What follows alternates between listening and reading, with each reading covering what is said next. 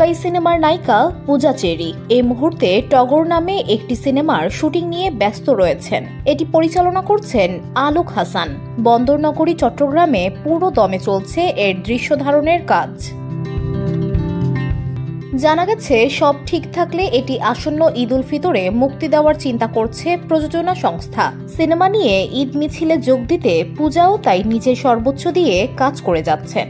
অভিনেত্রীর মতে এবারের ঈদে দর্শকদের বাড়তি নজর থাকবে তার দিকেই, কারণ চলতি বছরের শুরুতেই যখন সিনেমাটির ঘোষণা দেওয়া হয় তখন এর নায়িকা ছিলেন প্রার্থনা ফারদিন দিঘি। পরিচালকের সঙ্গে বনিবনা না হওয়ায় পরে নায়িকা বদল করে নেওয়া হয় পূজাকে।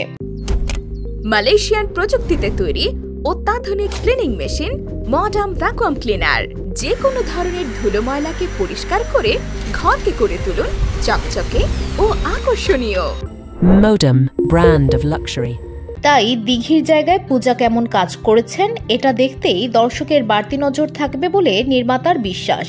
এদিকে সম্প্রতি শুটিং লোকেশন থেকেই একটি ছবি শেয়ার করেন পূজা, যেখানে তার সঙ্গে সিনেমার নায়ক আদর আজাদকেও দেখা গেছে। পোস্টে অভিনেত্রী লেখেন, কি মনে করেছিস কানের দুল দিলেই আমি তোর?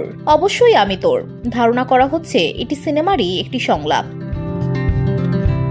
এছাড়া সিনেমা প্রসঙ্গে পূজা বলেন, আলোক হাসান ও আদর আজাদের সঙ্গে এর আগেও কাজ করেছি, তবে টগর আমার জন্য একটি বিশেষ প্রজেক্ট। এখানে চট্টগ্রামের ঐতিহ্যবাহী স্থানগুলোকে দেখানো হচ্ছে, যা দর্শকদের কাছে ভিন্ন ধরনের অভিজ্ঞতা নিয়ে আসবে। VOD Bangla news desk.